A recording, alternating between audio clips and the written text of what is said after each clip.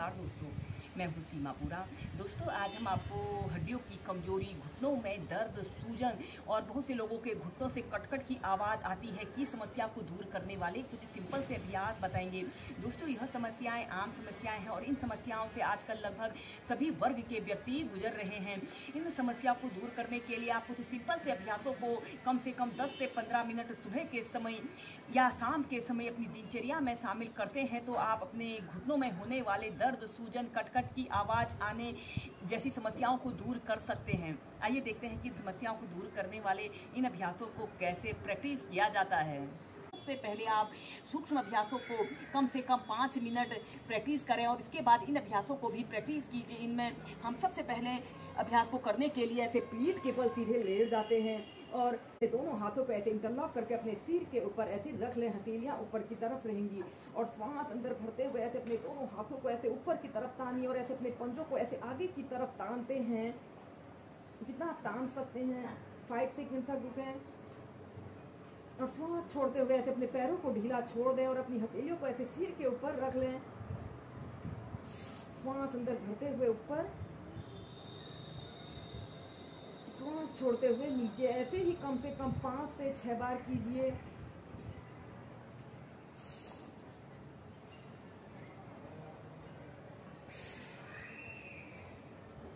और फिर इसके बाद आपने अपने दोनों हाथों को ऐसे अपने हिप्स के नीचे से ऐसे रख लें और अपने राइट पैर को ऐसे श्वास अंदर भरते हुए ऐसे ऊपर को उठाएं। आपका पैर बिल्कुल सीधा, पंजा ऊपर की तरफ तना हुआ हो।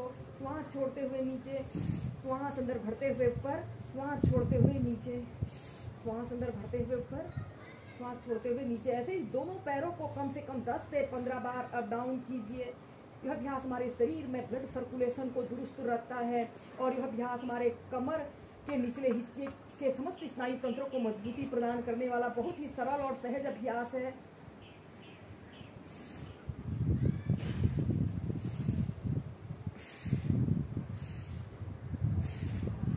और फिर इसके बाद आपने अपने राइट पैर को ऐसे घुटनों से ऐसे मोड़ लें। ऐसे अर्ध पद्मासना की पोजीशन पर आपने आना है।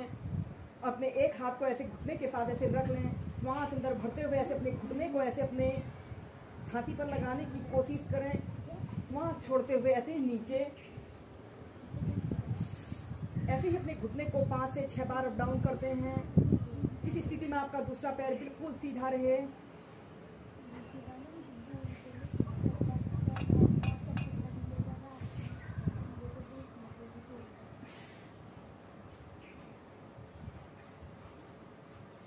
फिर दूसरी साइड से ऐसे अर्ध पद्मासना की पोजीशन पर आए।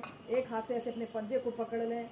श्वास अंदर भरते हुए ऊपर, 5 सेकंड तक रुकने के बाद श्वास छोड़ते हुए ऐसे ही नीचे। इन अभ्यासों को सभी वर्ग के व्यक्ति बहुत ही आसानी से और एक आरामदायक स्थिति में प्रैक्टिस कर सकते हैं।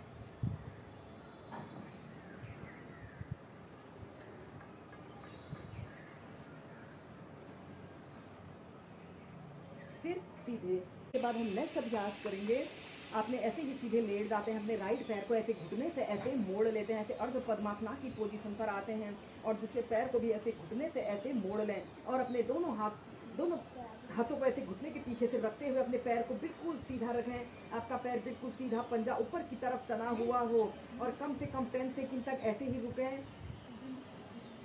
या फिर अपने हाथ से ऐसे अपने पैर के अंगूठे को पकड़कर ऐसे अपने घुटने को ऐसे अपने नाक के जितने समीप ला सकते हैं समीप लाने की कोशिश करते हुए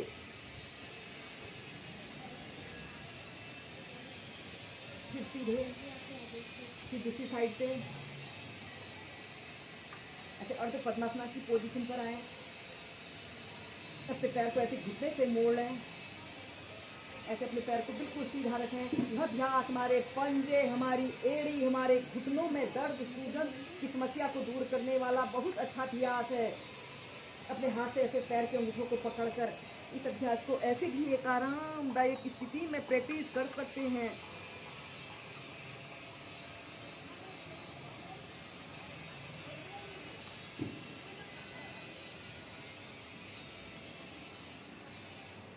फिर नीचे ऐसे ही दोनों साइड से कम 4 से 5 बार कीजिए। इसके बाद हम नेक्स्ट अभ्यास करेंगे।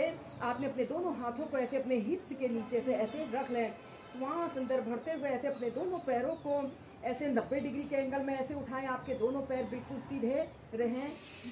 इस अभ्यास को आप बॉल के सहारे भी एक आरामदायक स्थिति में करते हैं तो यह अभ्यास हमारे संपूर्ण शरीर के ब्लड सर्कुलेशन को दुरुस्त रखने वाला बहुत अच्छा अभ्यास है। या फिर अपने दोनों हाथों से ऐसे अपने पैर के अंगूठों को पकड़ लें,